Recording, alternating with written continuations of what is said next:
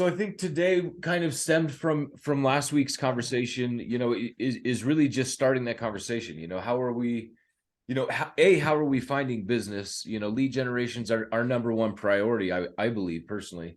If we're not finding and generating more work, names, emails, phone numbers, maintaining relationships and contact, we end up out of business. So I think that's where this all started is really finding, generating business and using the art of conversation. Bobby says it all the time. If you got what do you say, Bobby? It's like you got to be where the people are, or be where the people like. What you're saying? Well, yeah, basically you have to be where the people are, because there are probably no people in your third bedroom that are going to buy or sell any real estate from you. Right. Get out there, make it happen. When we get out there, we start making it happen. We start meeting people like unavoidably. And here's maybe a raise of hands. Has anybody encountered that buyer or seller that said, I'm going to buy today or sell today?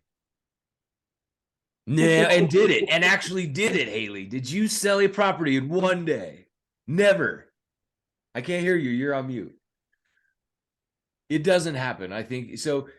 I think the point being is this is about collecting conversations, collecting contact information. If we're sharing our card, the chances of them ever giving us a call is slim to none. But us collecting that information and growing that database is kind of number one priority. I think past the number one priority of collecting the information and making the contacts, initiating the conversation, is what are the common and to be honest, I'm just gonna kind of use an example. We're kind of here to talk about overcoming like obstacles and objections. We have one of the agents within our group approached David and said that she's kind of at kind of a standstill with a client, and David just kind of helped her unpack it. Well, what's the standstill? Well, they don't have any money. Okay, they don't have any money. Well, what does that mean? Well, what are they? They're financing. Okay, what's their financing? It's VA. Well, do you need a down payment for VA? No, you don't. Right? So David reminds her there's no down payment for VA. Well, then she says, but they don't have any money for the closing costs. What's the next response from David? Does anybody know what the next step is? They don't have money for closing costs. They're VA and don't need a down payment. Can we still help them? Anybody? Besides David, besides Bobby? I think that's Nat. Yeah, I'm sorry. I had to unmute myself, but you could ask, yes, you could still help them. You could ask the sellers to pay their closing costs. The seller concessions. Right. There you go. So I think that's what we're here today to kind of talk about is even starting at the beginning of these conversations. Most time we're going to encounter somebody who says, we're not ready right now. We don't have money saved up. We don't have good credit. We have to wait for this event to happen. There's always some sort of response, I think, to the conversation. I think what we wanted to kind of throw out there is what are those common responses? I just listed a few, but does anybody have any particular examples, kind of similar to the agent? I've got somebody that doesn't have money. Can we help unpack that and kind of help us get through some of these, I would say, common objections? Bobby, what do you mostly see in the last couple of years you've been doing real estate? What do you think is the most common objection that we encounter? Well, recently it's interest rates. There you go. Okay. Yeah. What's the objection? Rates are too high. Rates are too high. I'm going to wait till they come down. There you go. Rates are too high. I think that's actually relevant. That's actually like probably the biggest objection we're getting currently. And very much this morning, my buyer that I'm now getting qualified was their biggest objection was interest rates, and they'd rather find a rent to own and pay higher rent through Home Partners of America than try to get qualified and pay their own interest rate on their own property.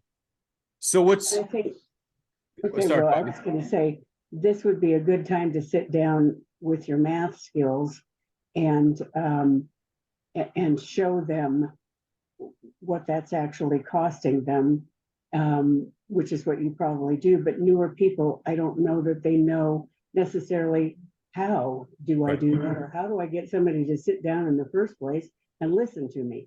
So I think that's where we're at today, or at least my take on it was, so last week we talked about how to generate that conversation? What could I say to somebody that I don't know to start a conversation? Now that I've started one and I've gotten a yes or a no or a maybe or a stall or a something, then isn't our next struggle now what do I do with it? Correct. Absolutely. Step 2. Where I wanted to go is now that I've gotten it doesn't matter what I got a yes, I got a no, and now what do I do? So I think that happens to a lot of us too, which is we get no, I don't think so. I think we're gonna wait till maybe next year, and we don't know what to do with it. We say, okay, well, here, take my card, and next year, assuming you could find it, and nobody else has come along to solve your problem, could you give me a call, right? And we just lost the deal. Now, here's where I want our brains thinking, people. Our brains are got to be thinking that every one of those closings is just about $15,000 in your pocket. Isn't that right? Somewhere between $15,000 and $20,000 in your pocket. Now, can I see a show of hands of all the people who could use that? Okay, Haley's group says they want the money. Mary wants the money too. I don't know about Deb. Sarah, I think, she's raising her hand. She wants it. Cece, I don't know. She's probably rich and doesn't need the money.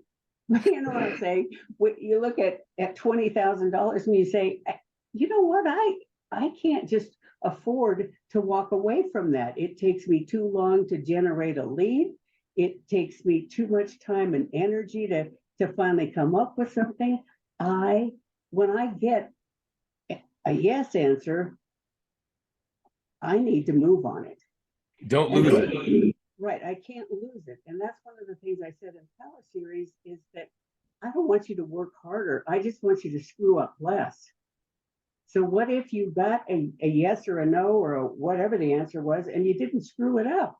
So that's where we are today, is let's screw up less of them, since it takes us so long to finally get one or to get brave enough to talk to a stranger. Let's not screw it up when we get there.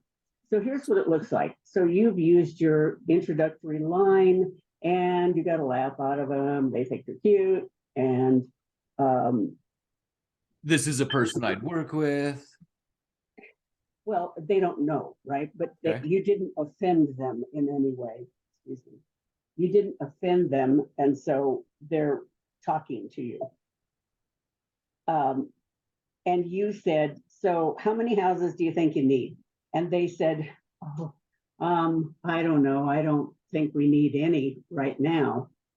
Is that a no, people? No. That's not right now. Not right now.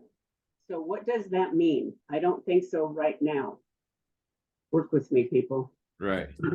This is the audience participation part. What does that mean?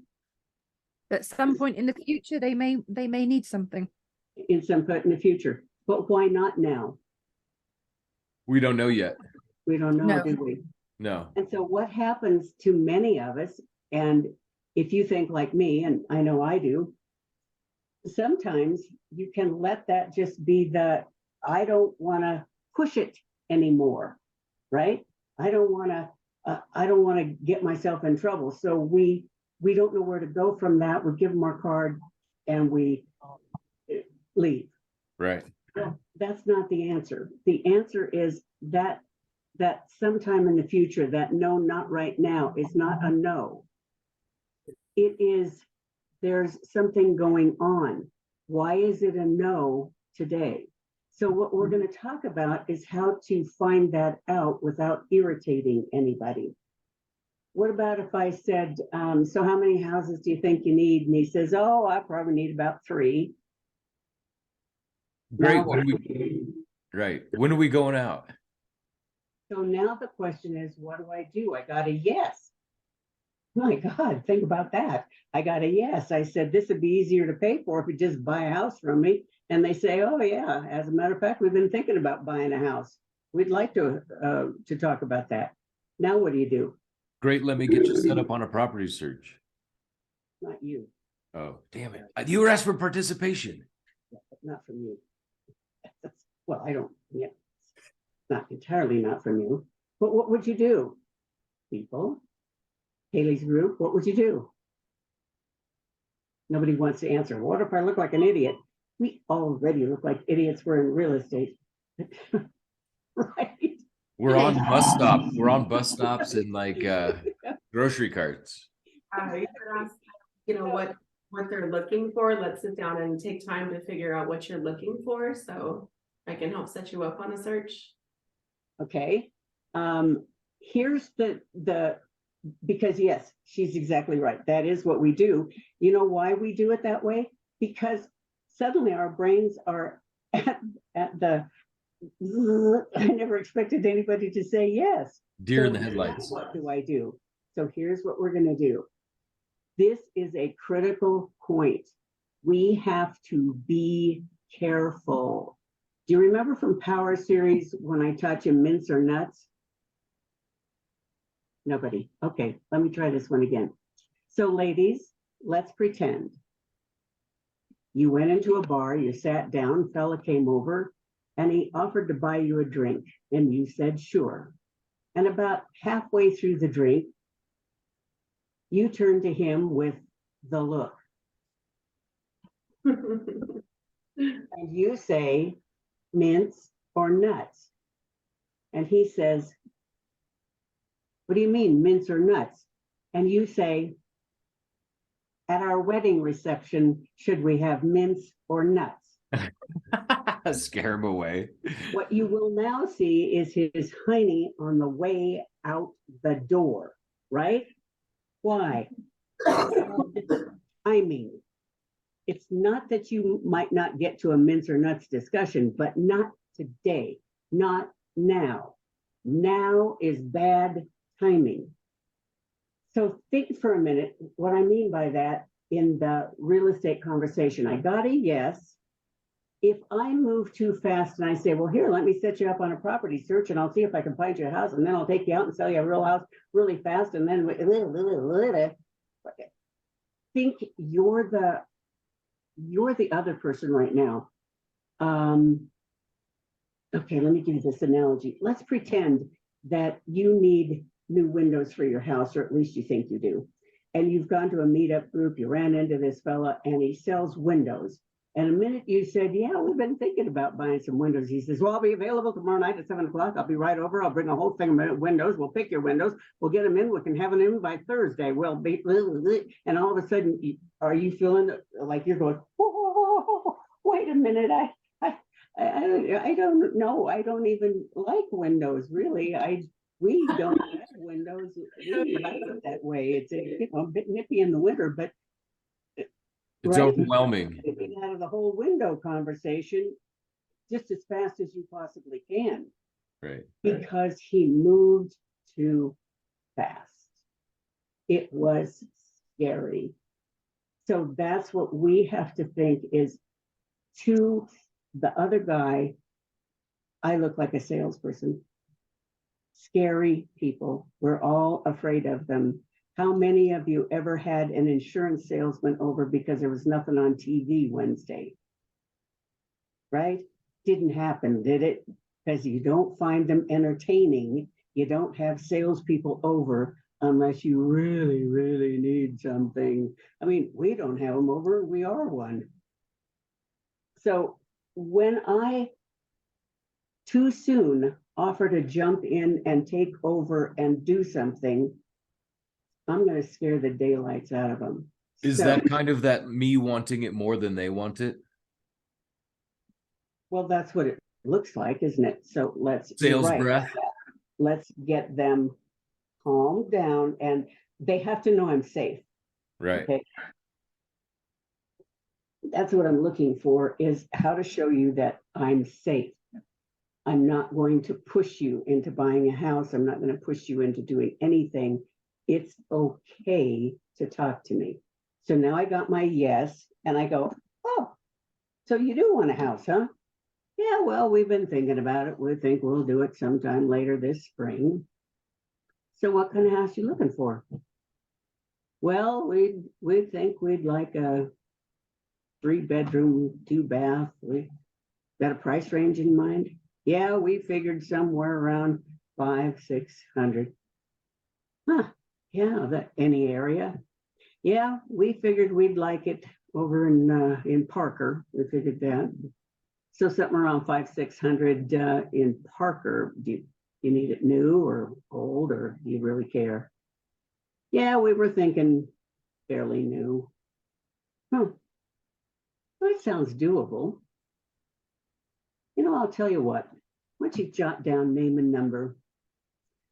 I'll go back and see if there's anything workable for you, and then I'll give you a call. Fair enough?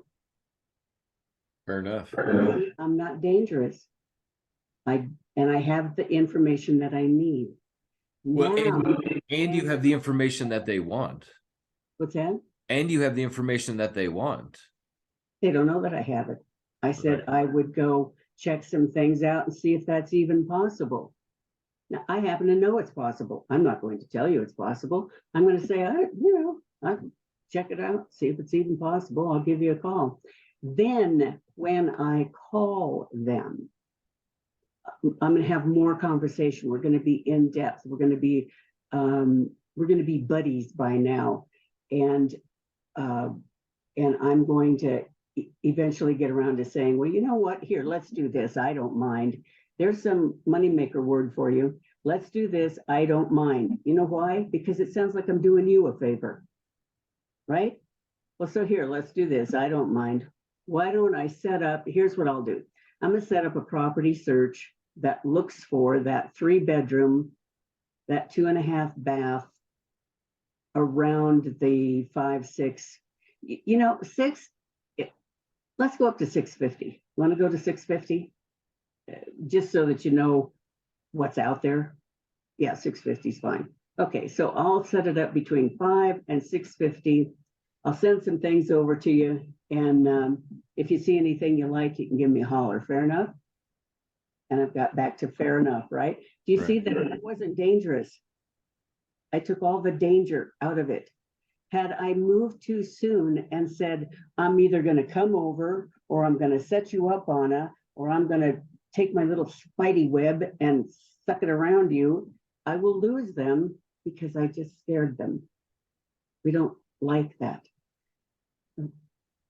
So how to get more information out of them? Let's move into that. So the conversation is going well. And I've got this person. This person said, yeah, we are thinking about buying a house. We'd really like to get into something, but I don't know if we're qualified. Tell me about that. Another money-making words. Tell me about that. Well, and then they'll discuss whatever they're comfortable with finances. Then I'm going to say, I think I may have a way out of that. Might be able to do something with that. I'll tell you what though, why don't you jot down name and number? Let me kick some ideas around and see if I can figure out a way to solve that and find a house for you. Do you see how most everything that I'm doing is I am putting it off? I am not moving forward right now. I'm not trying to get an appointment right now. I'm not trying to get anything except your contact information right now, because I can call you later. And then when I call you later, I do have your contact information and I can say, so I was looking at that and I got to thinking about how might I get you financed with this situation. With what you shared with me. Yeah. And so here's what I came up with. I think we can do this with a CHAPA. And you see, this is why we need to learn more about financing. Right. And my lender might not do CHAPA. So hold on. Does. So let me just kind of recap what you're saying, Bobby. Like what you just kind of, the little nugget you said was really when they share an obstacle or an opposition. Oh, we're here, or this is kind of, we can't, or we're kind of paused. The only thing you say is well, tell me about that. which is like openly suggestive. They'll kind of share what they're willing to and kind of Mhm. tell you more of the story as opposed to just brushing over it and pretending like it didn't happen.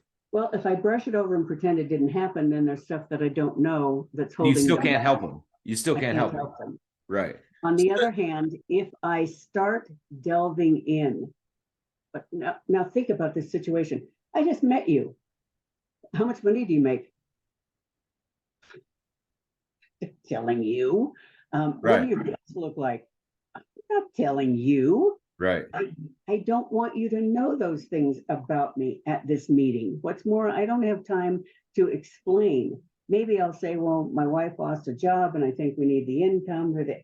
You know, we might be able to work around that. And I don't care if you told me you just got out of prison 3 weeks ago, is on parole and doesn't have a job. I still want name and number because I might think of something Right.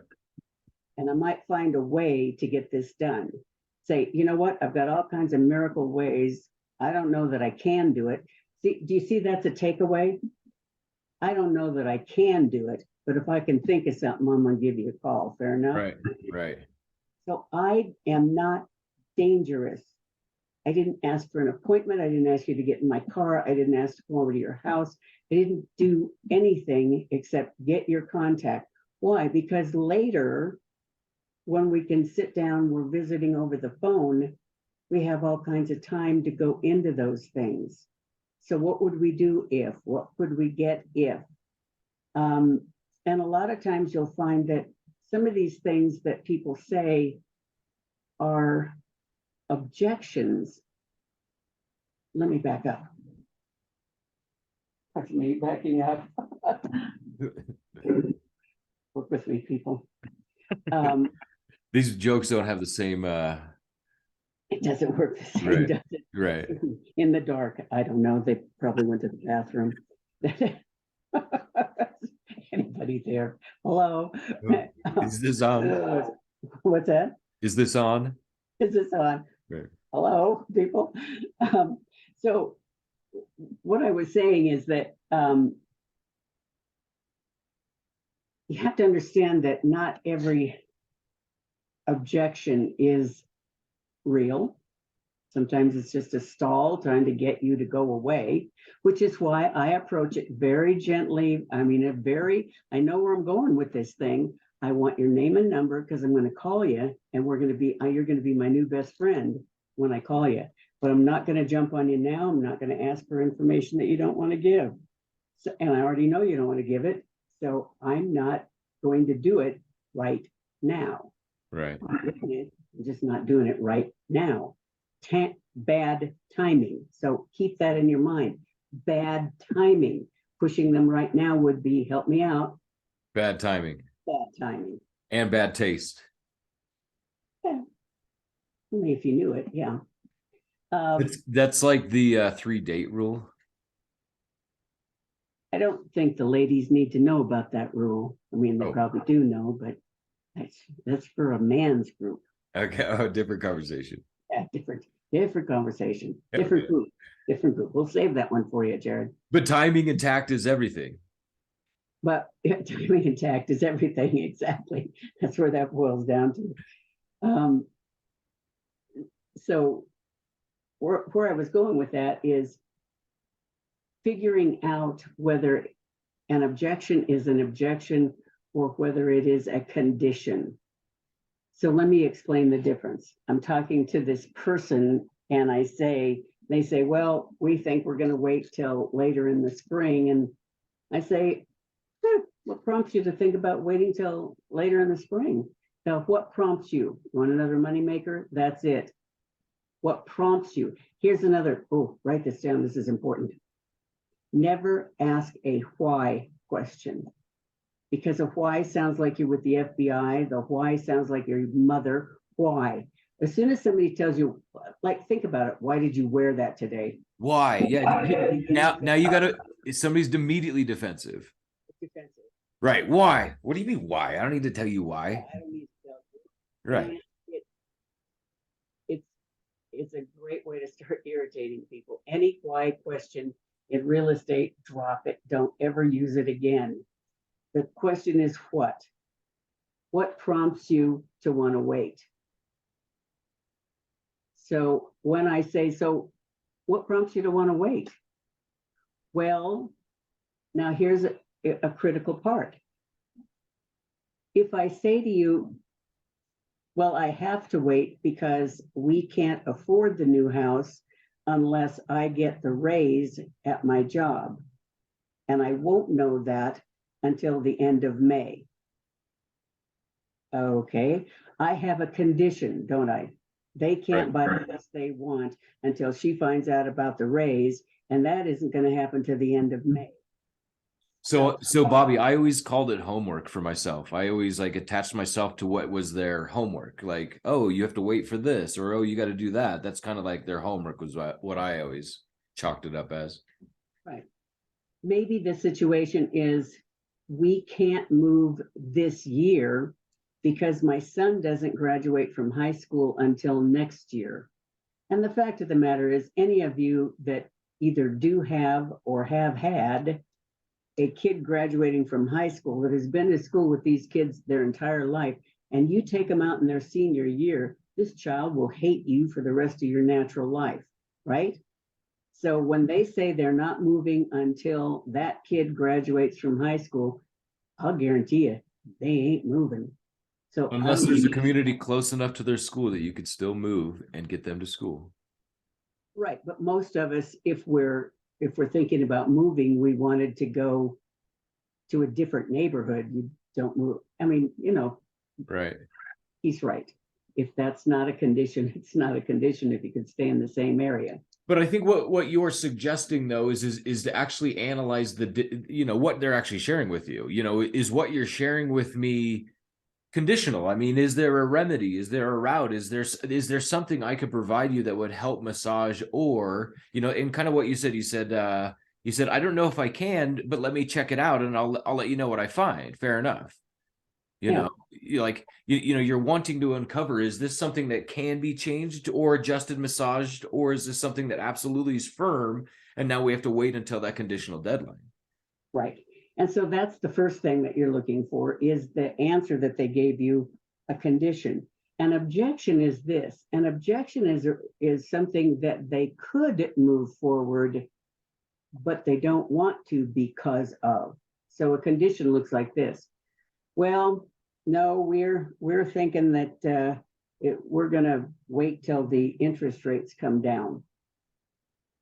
That's just an objection. They could move forward. They just don't know. What if the interest rates, so let me say this one. Let's make it the interest rate because that one comes up a lot. So this is a good, if I could, would you? So if you had a lower interest rate, then would you want to look at houses? Oh, yeah. So about how much lower were you thinking? You see, I get information out of them. About how much lower were you thinking? Well, we were thinking if it would go down back to, I don't know, 4, we'd buy a house. So if I could get you a 4, you would want to go shopping? Yeah. I'll tell you what, I think I can work something out. Let's talk about it. I'll give you a call and I'll see what I can come up with. How am I going to do that, people? Buy down, right? So the concessions. Right. 3, 2, 1, 2, 1 buy down. And I'm going to get the seller to pay it for the buy down. The other thing I can say is, so if it was going to cost you thousands of dollars, would you still want to wait? Well, what do you mean? Now, usually it depends on where am I. If we're sitting in my office, I'll go into the rest of the story. If we're at a meeting, a gathering, a social event, a sporting thing, this is not the time to go into it. I'll say, you know what? Let me show you the numbers. We'll kick some ideas around and I'll show you the numbers. Fair enough? Okay, I'll give you a call and we'll see about going over these numbers.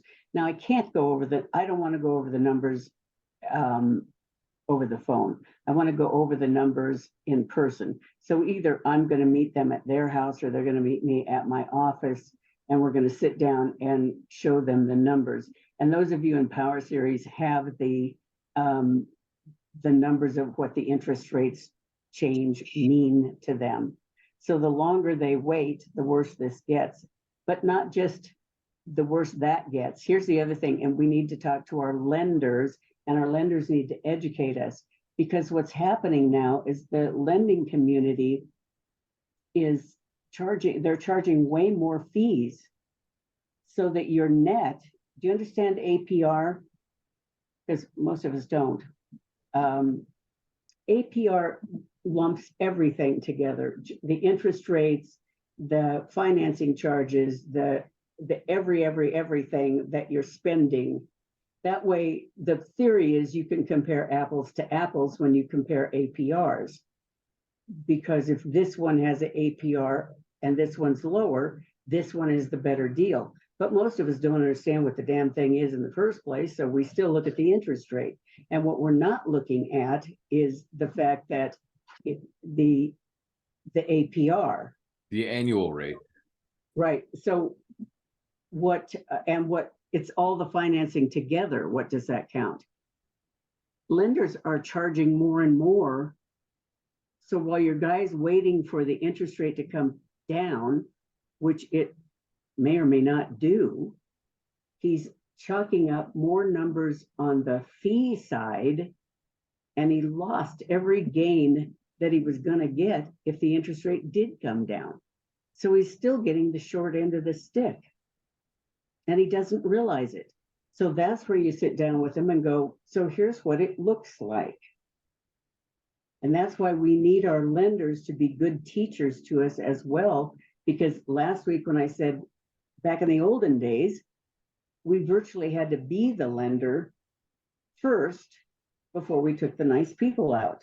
Right. Now that they took that away from us, we, as agents, we've lost that power. We don't have that skill anymore, and we got to get it back. But now we got to chase it down all by ourselves. And I think it really is, if you don't have that knowledge or a lender partner that you can leverage or lean on for that, you definitely need to find one. Absolutely. Because here's my little rant on that. I refuse to leave $20,000 into somebody else's pocket. I refuse to send my people automatically to my lender because, in 45 years, lenders have screwed things up. They've either not come up with a program that I came up with that could have put this deal together. They didn't come up with a solution that I came up with that put this deal together, or they managed to irritate somebody. I had a lender that I loved for a very long time. I thought he was great, but he managed to annoy 2 of my women customers and make them feel completely unimportant and ticked them off. That was the end. He's done. Yeah, later. If I hadn't been friends with both of them, and when I mean friends, I created my new best friend, right? I created a tight bond with them before I sent them to him. If I hadn't done that, I would have lost them both. With your clients. Yeah. Right. Because he irritated both of them enough that they didn't want to work with him. So if I had done it without creating a bond with them, I would have just sent them to him. He would have irritated them, and then neither one of us would have heard from him again. Right. So I refuse to do that. Yeah, Haley? When it comes to interest rate objections, I'm kind of like, which market would you rather buy in? And I just lay it out for them, the difference between paying, whatever market I think they're going to be in. They say, 500. Okay, would you rather pay 525, have to waive everything, likely make all of these own repairs out of pocket, probably pay an appraisal gap at this interest rate, where you're keeping your payment down, but you're forking out all of this money to do it Up front. Right. Or would you rather pay a fair price, have your inspection, taken seriously, and be able to refinance when the rates come down to where you're comfortable with it? You tell me. Right. Which makes more sense. And when you can show them that on paper, it's like, it's a no-brainer. Just let's get on with it. it makes more sense to do it now. Plus, in this market, we're still having appreciation. So you're still losing. The other thing is if you're renting, you're already buying a house anyway, you're just buying it for the other guy. So how come you're buying that guy a house? Is the doesn't feel rent good. increases- Is it 100% interest on rent? Exactly. I think if you just put it to them like that and show them, you know, if they're not ready, they're not ready.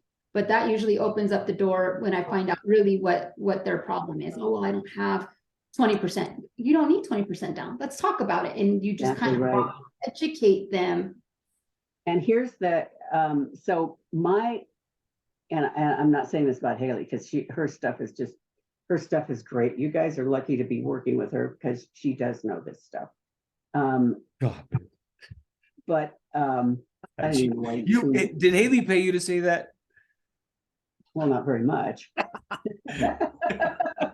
It doesn't take much. Yeah, I'm pretty cheap. It'll work. All we need to look at now is the timing. So the guy says, I'm gonna wait till interest rates come down. Okay, pace yourself, slowly, slowly. We're not going fast at this. Here's our trouble. We already know the answer. We already know where we're going with this thing, but I gotta sneak up on them. Well, and most of the time you're not going to change somebody's mind today. Not necessarily, you're right. Right. So all I want, and if I don't have contact information, what do I have to get?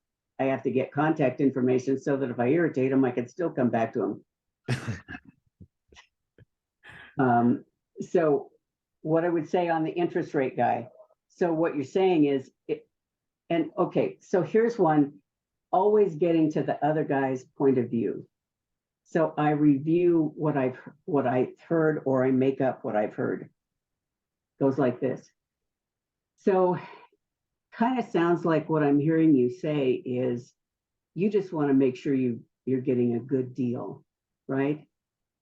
And you don't want to overpay, and you don't want to be in a bad position where you bought at the wrong time.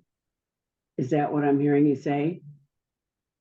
Now, no one can argue with that, can they? Right. We can imagine going, no, we pretty much like to be screwed around and overpay for everything. They don't say that.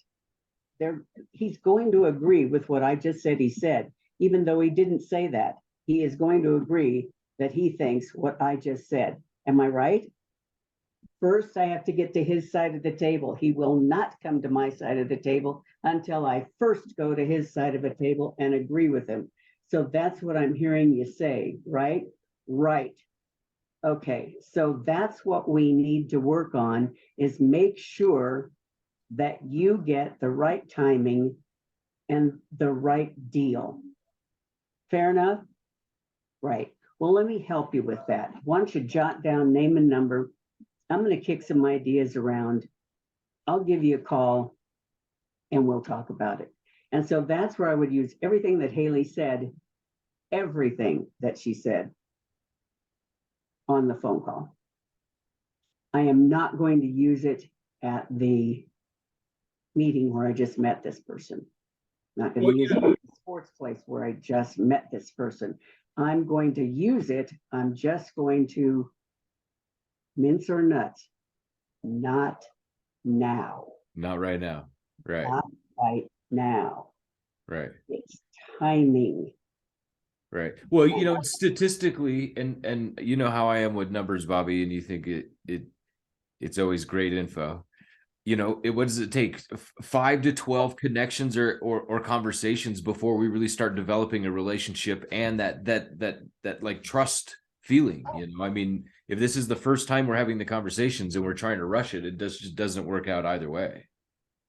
Well, and that is one of the things that we do. We know the answer and we know the right answer.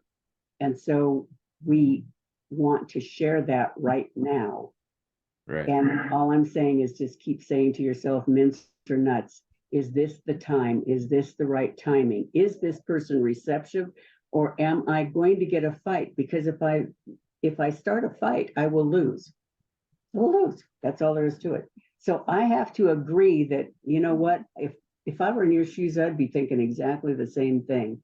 Because it kind of sounds like what you're telling me is that you want a good deal and you don't want to have to overpay, which I think makes perfectly good sense. I wouldn't want to do it either. Right? Do you see how now I got to his side of the table? Right. I'm going to bring him the rest of the way around to my side of the table, which is to show him everything that Haley just said, why you would be screwing up. Why is this the right time? And it is. It is the right time. But he needs to have me come to understand him first. If I don't understand him first, I lose. Well, Let's go down. It'll be over. and I like what you said, because that person, and the person that's maybe concerned with, rates, or I'm gonna wait for the bubble to pop, I'm gonna wait till prices drop, that everybody's got a bit of trepidation in transition, period. I think most people do. And with what you just said with that last kind of phrase you said, what was it? So what you're telling me is you're looking for a good deal, or what you're telling me is you're looking for a good bargain at the right time. And you don't want to get screwed. Right. And you don't want to lose your money. And 99% of people be like, holy cow, how the heck did she really? She's like reading my mind. So that's how I want them to feel. That's exactly right. Right. I want them to feel like she's on my side. She Totally. gets it. She understands me. Totally. And this she is sees like what I'm worried about. and this is like that. You didn't even say anything more than like, wow, it just looks like you're really looking to not get taken advantage of. Right. And doesn't that sound like I'm hearing you? Right. I'm No matter if hearing it, you. no matter I that you have appreciate what you're saying. right. I have a financial objection. I have a timing objection. I have an employment objection. I have all of these objections. Well, it sounds like you really just don't want to get taken advantage of. And the What? people from Power Series, how many times have you heard me say, if I were in your shoes, I'd think exactly the same thing? Right? Very powerful. Why? Because it shows I'm listening to you. I get it from your perspective. Do you see how arguments would be so much better off if you go to the other side? If the other guy's point of view mattered to you, think about every argument that you've been in. It's probably because the other guy is showing that they are not understanding anything that you're saying, right? And Right. it makes you mad. And then all you do is defend your side more and more and more. Even if the other guy's side made more sense, you'd still fight with them like a wild animal. Which is what ends up happening. Right. And so that's all I'm saying is I've got to get to those other people. I hear you and I get it. And I feel the same way. I really do. I don't want to get screwed either. I don't want to do it at the bad timing. I don't want to do it at the worst possible moment. I don't want to lose my money, especially when you're looking at it's a house. I'm going to have to live there a long time. It's not a lipstick that if I screw it up, I just go buy another one. This is, I got to move all my crap and put it in there. And if I have to repair it, I have to repair it. And if I don't like it, I'd have to sell it. I'd have to pay a lot of money. This is very dangerous. So Right. I need somebody that understands that it is dangerous. It is scary. Please help me. Don't just tell me I'm wrong. If you tell me I'm wrong, I'm forced to do nothing but fight with you. Haley? I actually had this scenario with the client. He just kept saying, I want a good deal. And unfortunately, he was the type of individual where you could tell the fact that he had the ability to buy his first home financially, that it put him on a different level with power. He felt very powerful. I don't know how to describe it, but it was also clear that he was getting bad information from family in another state where real estate's really inexpensive. And pretty much everything that I was saying to him, he had to run through the family and then would come back with something to where I finally had to say, like, quite politely, like, show him, he's talking about Zillow, show him all these different things to where he was like, oh, well, I just want a good deal. Okay, I hear you. I understand that. I'm human. I always want a good deal. But what's a good deal to me might not be the same good deal to you. So when you say you want a deal, like, what do you mean? What does that mean to you? What is right? And he's like, well, I want a good price. I understand that. So what's more important, a good price and have to pay a lot out of pocket for repairs and things of that nature? Or, and I kind of broke it down, which do you better align with? And by the end of that conversation, it was more clear to me what he needed, and I knew how to approach him on it as I was looking for properties for him and sending him properties.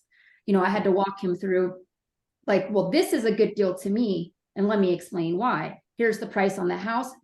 I can negotiate $30,000 in concessions for you. This is what that means for you out of pot. You're not having to X, Y, Z, all these different things you're not having to deal. You're not paying for these repairs in your own pocket, sort of a thing. Mhm. I like broke it down for him that instead of them making these repairs, his family are professionals and with the items that needed to be fixed, that they weren't going to charge them the same amount of money. He can come to the closing table with no closing costs, like all the benefits there, and even still have enough money to buy down his interest rate permanently. But it took me having that conversation and then saying, these are your options. This is why I think this is a good deal. What do you think? And that's when he was like, oh yeah. The whole time, all he was worried about was the purchase price without thinking what other What else costs is are there? associated with it. What other terms were associated? What else Right. could impact his bottom line? And the only thing I would look at and examine is if we're pushing or leading. A lot of what you said shows me that you're leading, but sometimes you do some pushing too. You know what I mean by that? Lucky I didn't push him. What's that? Physically. Lucky I didn't push him. Knock him on his ass. No, that's not good, Haley. Haley. You don't want to do I that. I wonder why you were picking that Okay, up. people, don't write that down. Don't, don't push him over. That's a bad one. But he needed that. He needed that for me to say, okay, look, like, this is what I think is a good deal. Let's What do is- a role play. Let's let me be you and you be him. Okay? Okay. Okay, so what's his name? We'll call him Bob. Bob? So Bob, tell me what you're actually looking for. I just want a deal. When you say deal, what kind of a deal? Like, I just want a really good price on a house. Okay, so if I find you the lowest price, is that what matters most? Yeah. Okay, so even if it's a dump and it costs you 100,000 to fix it, would that Well, be? a no. good deal? No, I don't want to pay top dollar for a dump. Yeah, I wouldn't either. So what you're saying is it's got to be in some sort of repair. Is that what I'm hearing you say? Yeah, my fiance's pregnant and we can't live through a construction zone, so. it needs to be- Yeah, ooh, I wouldn't want to do that either. That'd drive me crazy. So what kind of price range are we looking for? Under $500,000. Okay, how big does it need to be? I need at least 2,000 square feet, 4 bedrooms, 2 to 3 bathrooms, a big backyard, ton of trees, because I need my privacy. That's Need to have It's a like you've talked to garage. this guy. I need to have an area for a gym. It's very important. Okay. What would happen if we couldn't find all those things? Is there anything that you could live without? I don't think that I should have to compromise. This is what I want. Okay. So what if the market didn't cooperate with you? What would you do I'll just wait. till it got worse? What do you mean? Well, it's supposed to crash, right? Oh, so what you're saying is that we want a good deal and we're assuming that the market's going to crash. And if it doesn't crash, what happens then? Well, I'm not going to get into politics here, but this is literally our conversation. This is how our conversations went. He would say something along the lines that he would just wait and keep going back to that. Okay. And so what if that didn't happen? That it didn't crash. Yeah. Yes, I'd keep renting. So let me see if I got this right. You'd buy a house, you'd just buy one for the other guy? Is that what I'm hearing you say? He'd probably what? I could see it. I could see it now. So my point is, I know where I'm going with this thing, and all I'm doing, do you see that I'm just leading you Mm-hmm. till you finally agree with me? I'm not going to tell you anything. I'm going to keep saying things that get you to say what I want you to say. And I'm just going to keep leading you, because when you're argumentative, I can't argue with you. I will lose because you'll have more can'ts than I have cans. So I'm not going there. I'm just going to lead you. And when you said, I'll just keep renting, and I said, so do you see how I acted really confused? That's an act. I'm not confused. So I guess what I'm hearing you say is you'd buy a house, you just buy one for the other guy? Yeah, I could actually see him getting offended by that. I don't care. That's just that, but this is the guy. So that's why for me, I literally had to tell him because he was complaining about not wanting to use his own money down, wanting to use down payment assistance, but then was mad about the cost for that. And I said, you got to pay to play. You want to buy a house, you got to pay to play. And It's that's really what happens. that Right. stopped him right there. Like, well, yeah, I said, using your own money down is gonna be the best for you because you're not gonna pay that additional that difference in the rate, the higher rate. Okay. And he's like, you're So right. did you sell him a house? It was pretty much when I finally started being like, look, man, is when he was like, all right, like, And did you sell him a house? no, not yet, Okay. not yet. Well, here's what I'm trying to do. I'm just trying to put more bullets in your gun. Because you're pretty prepared and you're good at what you do. I just think if we can get you to lead a little bit more, you do have some of what you said, you do leading. And then others you do pushing. So I just want you to look at it. Why? Because I think you have the talent to become really a top agent. I started talking to his wife, You what? started talking to his fiance. Now they're broke up.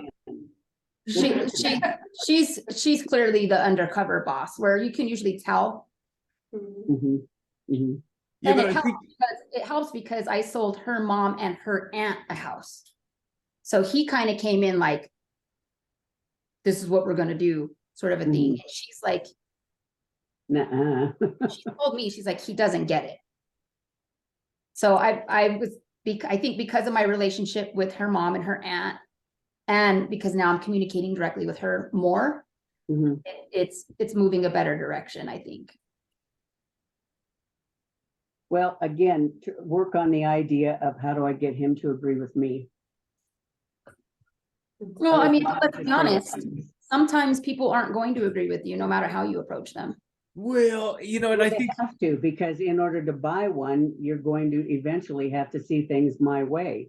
And if you continue to see things your way, that somehow it's going to be a miracle of the world that the prices will come down, the interest rates will come down, none of the people will come back into the market. I'll find a bird's nest on the ground. I've met those people, as we all either have or will if we stay in this business.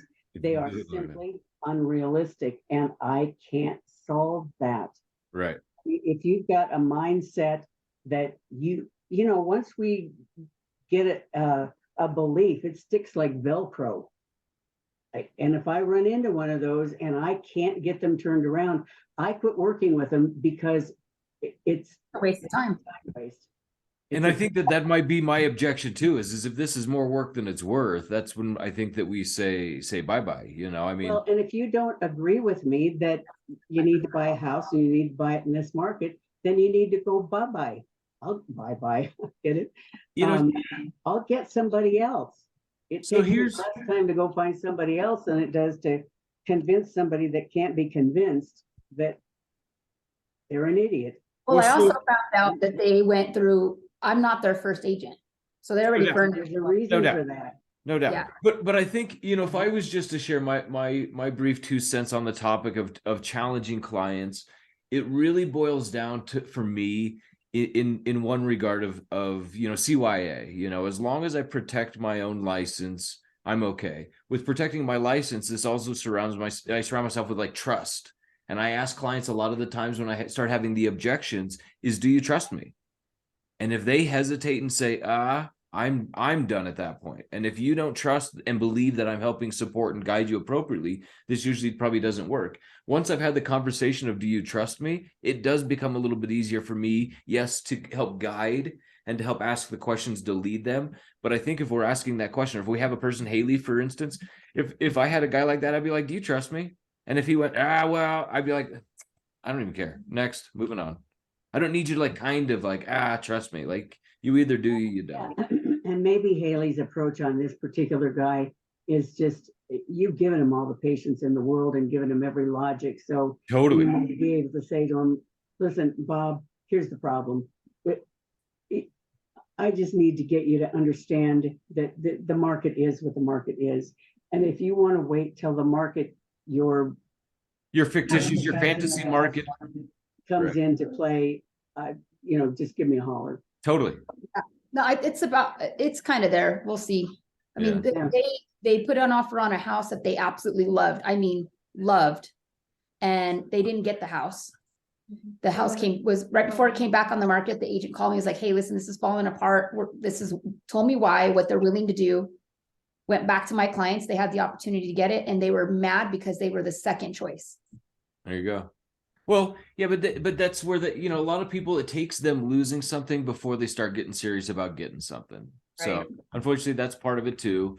I think we covered a lot of big things.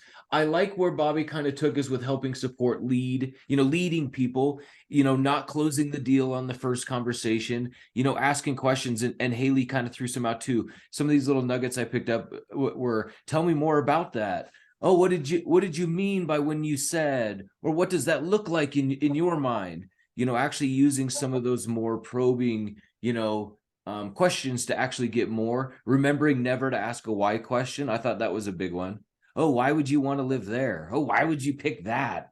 Right. Ooh, shoot. Why questions? Didn't even think about that one till today. So I thought that was huge. But yeah, I thought it was a lot of great stuff. I think what last week and this week for me, and especially in my own growth through this career, it was remembering if I bow out of these conversations, I have to find another one anyway.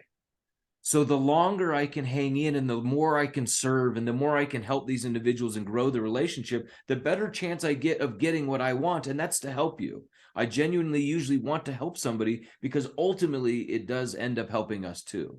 This is a service industry. I think conversations are the key. Conversations count. This is a contact sport. We say it all the time, right? If we're not having the conversations hanging there long enough, we just don't end up with the deals either way. So good stuff. Anybody have any final thoughts, comments, wishes, any ahas that they picked up? Yeah, me huge. I really enjoyed all of that.